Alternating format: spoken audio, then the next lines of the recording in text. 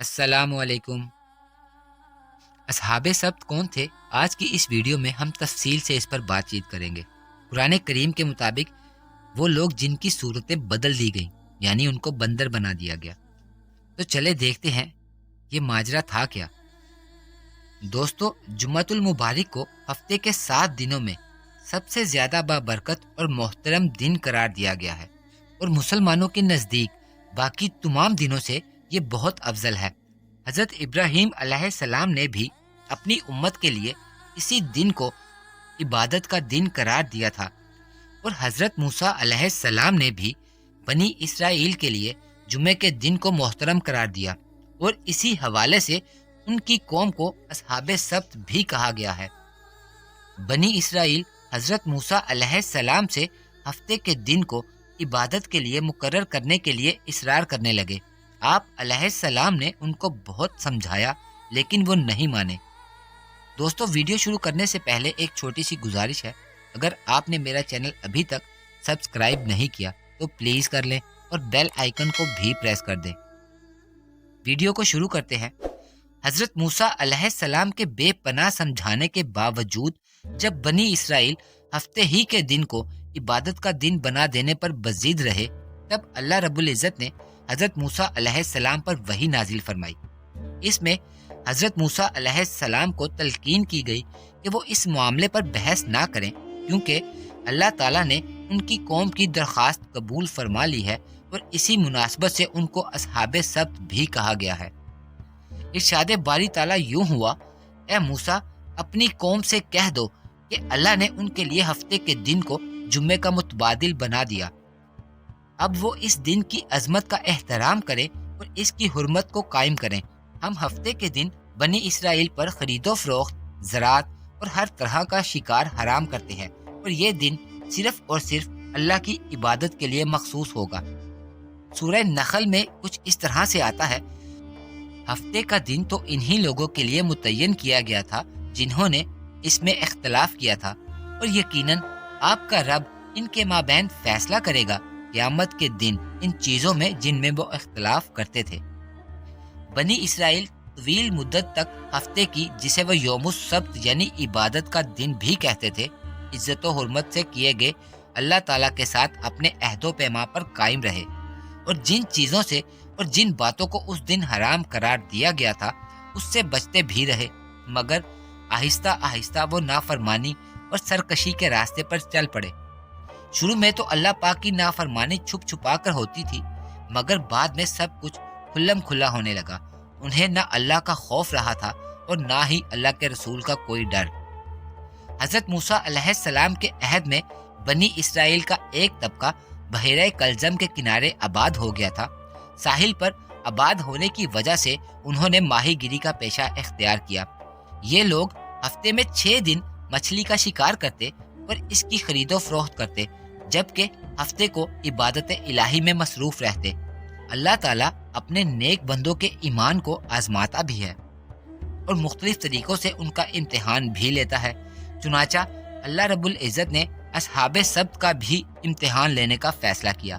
اللہ کے حکم سے ہفتے کے 6 دنوں میں سمندر کی مچھلیاں ساحل سے دور چلی جاتی، اور یوں لگتا تھا کہ سمندر مچھلیوں سے خالی ہو گیا ہے، لیکن ہفتے کے دن جو عبادت کے لیے مقرر تھا، مچھلیوں کی بہت بہتات ہوتی، اور وہ سطح سمندر پر اس طرح سے تیرتی پھرتی کہ ان کو جال اور کانٹے کے بغیر خالی ہاتھ سے بھی بآسانی پکڑ سکتے تھے۔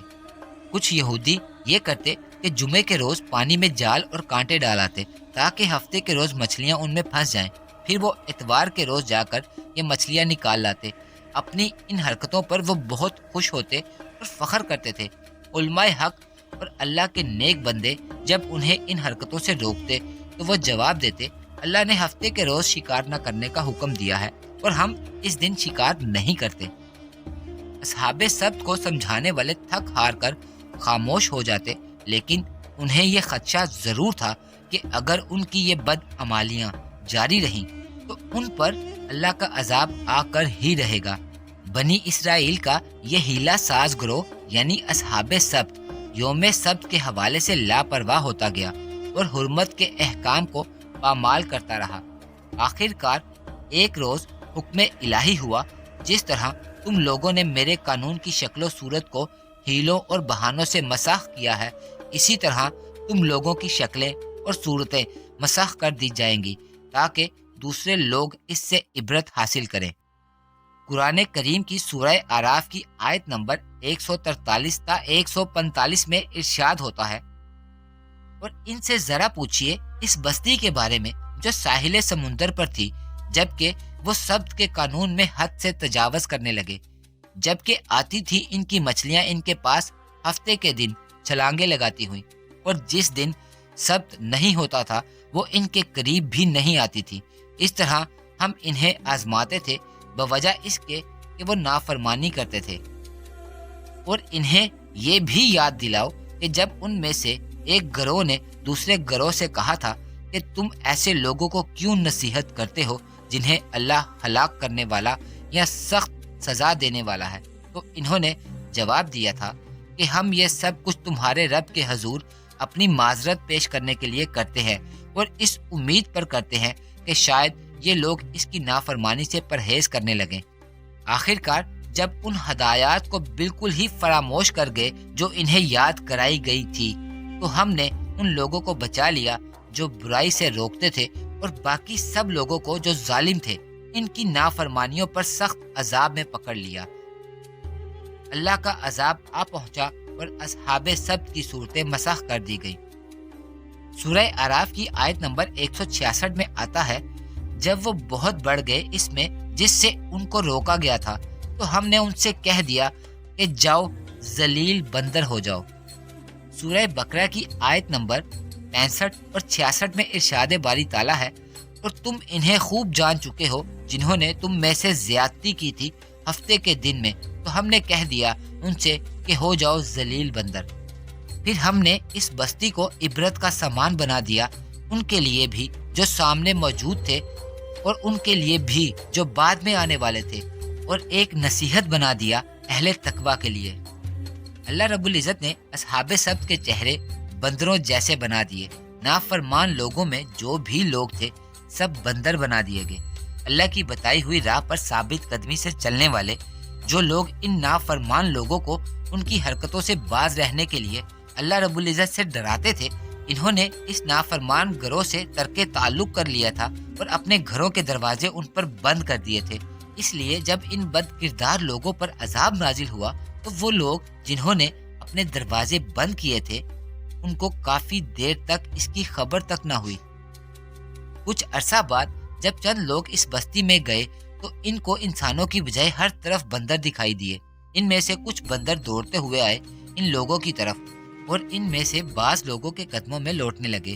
وہ اشاروں سے اپنے اوپر نازل ہونے والے عذاب کے بارے میں بتانا چاہتے تھے، لیکن اب ہو کیا سکتا تھا۔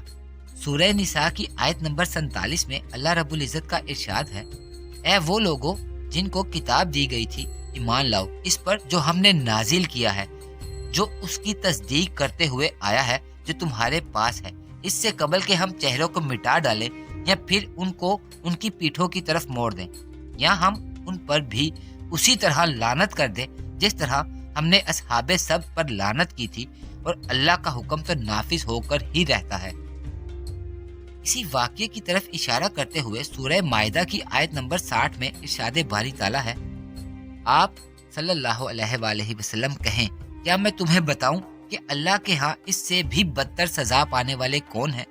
وہ لوگ ہیں جن پر اللہ نے لعنت کی اور جن پر وہ غضبناک ہوا، اور جن میں سے اس نے بندر اور خنزیر بنا دیے، اور جنہوں نے شیطان کی بندگی کی، یہ سب کے سب بہت برے مقام میں ہیں اور بہت زیادہ بھٹکے ہوئے ہیں سیدھے راستے سے۔ دوستو، امید کرتا ہوں آپ کو ویڈیو اچھی لگی ہوگی۔ مجھے اجازت دیجیے، اللہ حافظ۔